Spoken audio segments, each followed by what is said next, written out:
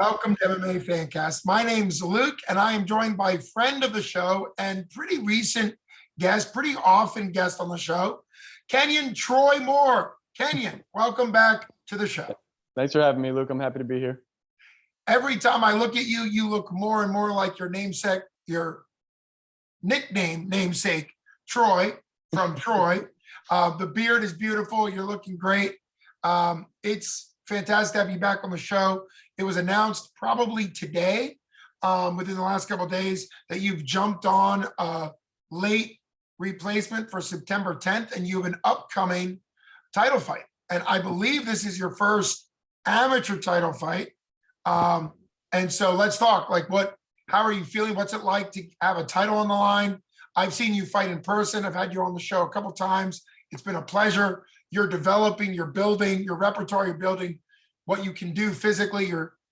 It's just incredible having you on the show. So let's talk about what's it like being now under a month away from your first amateur title fight. Yeah, so I'm super excited for it. I'm really excited that it's going to be 5 3-minute rounds instead of 3 3-minute rounds. The guy I'm going up against seems to be a pretty game opponent. A good wrestler. I've never fought in Vermont for the promotion, so I'm interested in seeing on how they do things, and just stay the course and hopefully come home with a belt. Well, that's a dialed focus you need to have. That's your focus. Let me ask you two things about kind of what you already said, which is you're excited about the 3 5s, and what do you think the advantage is to having round 4 and round 5 versus 9 minutes to 15? What do you think the advantage is to you to be training for a full 15-minute fight? I wouldn't say there's really any huge advantage, other than I know I've got a gas tank that other people can't really compete with. More, I'm just excited to see what the difference is between for having a longer amount of time to compete in. It's 5 3-minute rounds, which, like you said, is a 15-minute fight, which is like a pro fight. Yeah. That's would be 3 5s. So just to see how I perform under that kind of duration, I guess, if it even goes that long. Well, that was where my first thought went, that even though you're getting it in 5 3-minute, at least that's what the fight is scheduled for.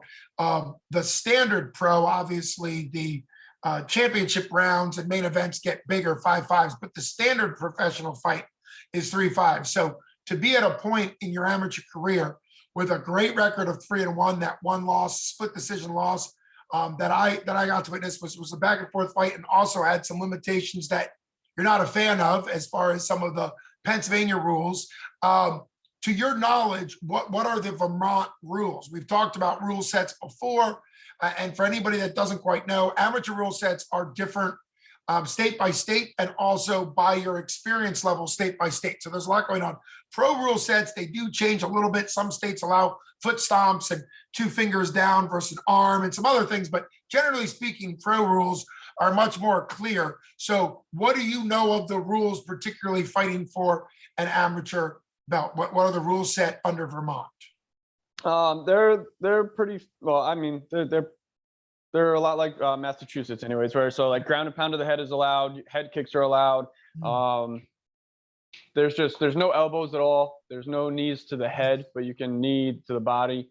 And I think those are the main things that I ask for when I talk to a promotion from different states, is to make sure that there's ground and pound allowed, and there's leg strikes to the head allowed, and there's no shin pads. No shin pads. So.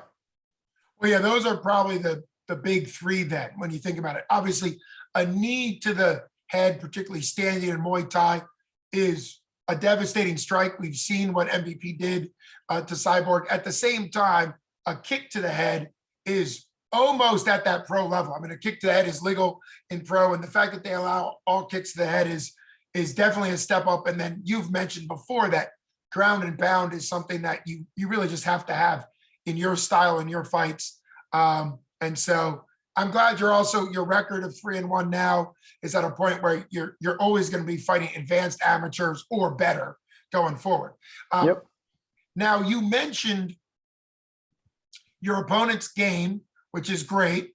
I think from the post I saw that that opponent was originally matched with somebody else. That originally matched opponent fell off. So just a fighter question, which I've had you on the show enough to kind of know what your answers can be, but I like to answer it anyhow. How motivated are you, particularly as an amateur? And this is, I think, a big encouragement to amateurs out there to take fights that weren't originally set up to be your match. I'm sorry, can you repeat the question actually? Yeah, I got wordy, but what I mean is, does it bother you to jump in and take a fight that was originally matched for somebody else? Because I've known amateurs that if the fight was matched for them, they were in. But if they were asked to take a fight that was originally matched for somebody else, they felt insulted. Like, well, they didn't originally want me. I've actually had amateurs turn down fights because they felt insulted that they weren't the first choice. And I'm like, hey, even at the UFC level, belts have been won by last minute replacements. I mean, you take a fight because it's the opportunity. But I did want to ask you, because you're obviously a high level, high talented amateur. You train at an incredibly competitive, important gym, Teixeira, the former and potentially again UFC champ, because he's campaigning for a rematch, which I think is deserved and would be fantastic. So what's it like for you mindset wise? Your last fight was in March. Is this something you're like, absolutely, I'll jump on? Have you been looking for fights? Yeah, so I got the green light from Glover to start looking for fights in this time of the year. So I just reached out to all the promotions I could that were having shows, because I didn't want to wait until November or December to get on a card. And it just so happened that a guy dropped out of this title fight. And the day I messaged the promoter, the matchmaker, he was like, I was actually just looking at your Tapology and was thinking about reaching out to you to see if you wanted it. So it was kind of a coincidence in that aspect. But yeah, I have no problem taking fights that were matched for other people. Like it doesn't matter to me at all if they were matched for someone else, or, you know, like the only time like I would get weird about a match was like if I was set up to fight a guy and then my opponent dropped out and they just like they offered me someone like right off the bat, you know, I would have to take a look at that, because sometimes they throw in guys that they just find that either aren't at the caliber or way above the caliber of the person still willing to fight. So in that aspect, you gotta be careful. Well, that's also a great answer. And I appreciate you asking me to repeat it, because I was trying to get to a point which I thought was a good question, but clearly my first question wasn't great. So I appreciate that. That's a good part about this back and forth. But what I also like is you're saying, yes, you'd love to take fights that were originally somebody else's opportunity, because that's how you get fights. But it's smart there that you're a thinker enough to know, well, it's a case by case. You know, if there's a situation where the promotion is giving you somebody who's not at your level, meaning it wouldn't be fair to them or you, they're just kind of not experienced enough, and it's not really a challenge to you, and it's sort of a bad fight for them, that wouldn't be sportsman like. But it's also, if you end up getting matched with somebody that's not a fair or equal opponent for you too. So I think that's smart. Talk a little bit about your coach. You mentioned he gives you the green light. Obviously, that's important. Were you recently not looking for fights? Is that what you mean by he has said, go ahead and look now? Did you take a couple months to recover from an injury, or to build skills, or to even train your coach? Because I know he had a title defense that was a close fight, but a title defense a couple months ago. So what was going on since March? So like we got a lot of active fighters in the gym right now. And like it's kind of like you kind of have to like space out when everyone's competing, otherwise everyone's in camp at the same time, and it just creates like kind of like a chaotic dynamic, I think. That's just my opinion. So like, you know, people just kind of compete, and like Glover doesn't want us, as far as I am concerned, like competing one after another after another and after another right now at this time in our career. Like he wants us to take time in between fights, and because right now at the amateur level, you know, like we're supposed to be finding things to work on, and so taking time between fights allows us to work on those things that we identify through competition. Yeah, and not only are you coached by an incredible athlete, incredible coach in Glover, but also it sounds like you're becoming, in a way, sort of that assistant coach mindset, where you're understanding the game behind the game. And I know a lot of amateurs and pro fighters that just have that understanding that you said there, where, hey, this is a game of identify what you need to work on in a fight, and then give yourself time to work on it between fights. And that's just a very mature, smart mindset to have. I'll ask you because I've interviewed you before and after. The split decision loss, which ended up being grappling heavy. Of course, you didn't have ground and pound. You rebounded after really just a month, but you rebounded with a TKO stoppage in round 2. How much of what you kind of the fight from Evan DeLong, how much of that helped you kind of build up the game that then allowed you to get the knockout in the next fight? Like I remember talking to you after that fight, and or like I felt like my errors in that fight were strategical errors. Yeah. Like I didn't go into the right game plan. I was like under the mindset of I was too worried about what he was going to do and not worried about not focused enough on like implementing my offense. And so that kind of just set the mindset for my next fight and fights moving forwards. Whereas like the guy's a D1 wrestler or a Golden Gloves boxer or a black belt in jiu-jitsu and decorated in that sense, I would say I'm not gonna. I need to have more confidence in my capabilities so that I can go in there and and it goes the way I want it to. I can implement my will against them instead of being concerned about what they're doing to me. And so like I went in with the fight in March with a mindset where it was like, I'm going to play my game. I'm not going to fall into his game. He's going to fight my fight. And I'm going to score that way instead of trying to react. I'm going to act first. Well, I think as close as that fight was, and obviously a challenge with the rule set and some other things, but sounds like you learned what you needed to learn mentally from a perspective from the Evan DeLong fight. And also what's really cool is if people don't quite know this about MMA, you summarized something really important about MMA. Amateur level, pro level, doesn't make a difference. And that is there's no one martial art to prepare for it. That's the whole concept. So people who know Golden Gloves, they'll be like, well, Golden Glove boxer's the best. Well, yeah, in boxing. But that doesn't mean in MMA. Brazilian Jiu-Jitsu black belt, that's the best. Yeah, this was a Jiu-Jitsu tournament.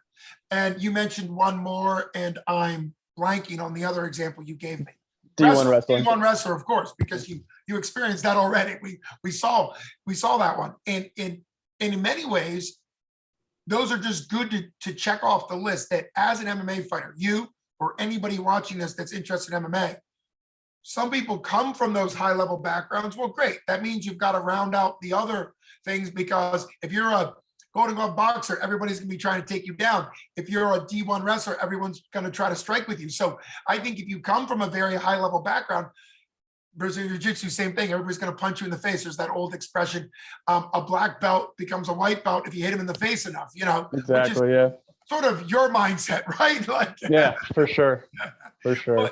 But it does kind of encourage people that you, to my recollection, have been building up your MMA game to be good at MMA. Is that correct? You're somebody that's been learning MMA to be good at MMA. You're not somebody that comes from an incredibly high level background in another martial arts. Am I right about that? Yeah.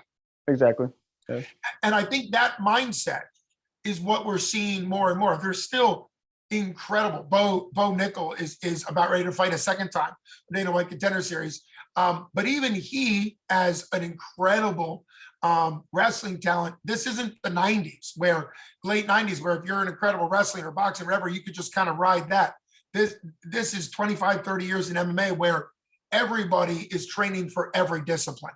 And so to that point, in your MMA career, and this is more of a summary and less about right now, but in your MMA career, learning and training, what has been the most sort of exciting discipline to learn, whether it's grappling, jiu-jitsu, kickboxing, Muay Thai, any of the judo throws, whatever, and what's been the most rewarding? And I'm asking it two separate ways, because exciting meaning like you're excited about it, but rewarding meaning once you learned it, you're like, wow, that's going to be really helpful. Because there's kind of two different ways to approach when you learn. So just curious. So definitely for the most excited for me is like the jiu-jitsu aspect of it. Like once I've got like there's been times where you get to the point where you're just kind of like in a flow state, and you get a scramble with a guy going, and it's just like you're transitioning, they're transitioning, you're transitioning, they're transitioning, and in my opinion, it's just really beautiful. No one's really like, and you just flow through the scramble.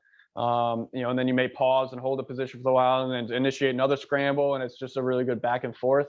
And that's kind of that's exciting for me to when stuff and been clicked enough to where that I could scramble with guys like that and keep it going and just keep the momentum of the competition moving forwards. And that was really exciting for me. The most rewarding is probably when I finally feel like I can strike with strikers. Even though like I feel like that's what I'm more proficient at. Like I still like a big thing with striking in all of MMA, I feel like, is being able to see things like your eyes and not flinching and like fighting your natural urge to run away and to flinch. And when I drill something over and over and over and over again, and then I can implement it in a sparring situation or like a modified sparring situation and be able to execute it, that's really rewarding to me. Well, I appreciate the very thoughtful and detailed, and it sounds like you hit both questions right on the head in the sense that it makes sense that those scrambles, particularly in sparring and training in jiu-jitsu, where both fighters or both BJJ athletes are trying to get better. And so scrambling, body awareness, wrestlers tend to have a bit of a leg up in the sense of knowing where their body parts are in scrambles. They also tend to have bad tendencies that they have to unlearn because they tend to rest belly down, which is, you absolutely cannot rest belly down in jiu-jitsu, right? So there are some things, but what's really cool is I can visualize like what you're saying about that flow state and body awareness, because a lot of times jiu-jitsu does not happen in these static. Sure, you learn first. Okay, you're in full guard, what do you do? You're in half guard, what do you do? You're inside. But jiu-jitsu doesn't happen that way, particularly in MMA, where there's so much dynamic with striking and everything. And we've seen that, you know, there are athletes that are good off their back or good on top because they're good at flowing. And of course, strikes mean that offense is changing the person. So there's so much going on there. What's also cool about striking, because having commentated one of your fights, you're kind of known a little bit more as a striker. I mean, obviously you're still very early in your career, but you have the style, the body. At 170, you are like Donald Cowboy Cerrone type size. And I mean that as a compliment. I could probably think a couple other people, you're tall, you've got a great frame. Maybe the natural born killer would have been a better example, because I think he's a little bit taller, but about the same size. But yeah, how long into your striking training did it take to kind of, and you mentioned something very honest, which is the natural reaction neurologically when things are coming at you is the squeeze, flinch, and turn. I mean, that's just a natural. If somebody sneezes in your face or throws dust in your face, that's the natural response. Fighting's the same way. So how long did it take to kind of train out the natural flinch and response in order to get better at looking at the boxing or kickboxing component? To be honest, I still flinch a lot. It's still something that, like, it's almost like every session you step in onto the mat and it's like, all right, you have to prepare yourself for like incoming impact. But it was probably like into my second full year of training where I could finally like stand there, keep my eyes open, and like tolerate strikes being thrown at my face somewhat. But it still takes time. Even now, and like especially if like in the fights that I've had, like staying aware and keeping my distance until I can feel their power and feel what they're trying to do, and then I can kind of settle into my flow before just like moving forwards, without having to flinch or be having to flinch. Well, that's also great. I appreciate that insight too, that what you've trained in the gym has also allowed you to know, okay, this is how I'm going to pursue a fight. I'm going to make sure that you have sort of a mental strategy going into it, which is another great thing too. That's one of the reasons why sparring is so important. Well, you've been so kind with your time. I'll end on this question. It's sort of a generic question, but it is your first title attempt, your first title opportunity. So I'm going to ask it. Mentally, we know that it matters that it's 3 5-minute rounds. I mean, that makes a huge difference. It prepares you more for the cardiovascular training and drain that a pro fight is. So that's wonderful. Mentally, how much stock are you putting into the fact that this is a title? I think they look great in photos. I think it's great to have this opportunity. You're a high-ranked amateur. I'm not taking anything away from the title. I actually think it's super exciting. But to you, as a competitor, is this more exciting because there's a belt on the line, or is it more about the longer time and the opportunity to kind of test yourself at a more pro duration? It's definitely more. I'm interested in having the longer duration of the fight. I mean, that's with absolutely like no shade thrown at amateur promotions and how they do things, but just like anybody that's kind of been around knows that like amateur title fights, unless they're from like very prominent promotions, are like kind of thrown around pretty willy-nilly. I'm excited for it. It's going to be amazing to have the belt around my waist, and it'll be an exhilarating experience in that sense. But I'm not here to be an amateur title holder, in the long run. I'm here to like go all the way to the top. But I'm excited for it. I'm excited for it. Yeah. Yeah, and I think that's a very honest and obviously you're excited about this opportunity at Battle in the Barre 8, which is the event put on by Donnie Brooks. So obviously hats off to him and the promotion putting this together. And I think that's the balance, right? It's exciting to have a more featured bout. It's exciting to have a belt on. It's exciting to have more attention. You're fighting better fighters. I mean, all of that is important. It's also cool to have sort of an accomplishment that will feel good, having a belt. But like you said, if your best MMA moment is winning an amateur belt, then that means the pro side didn't really work out well. And so obviously, and you're training under the former champion of the world, and he's 30 fights into his pro career. It's insane.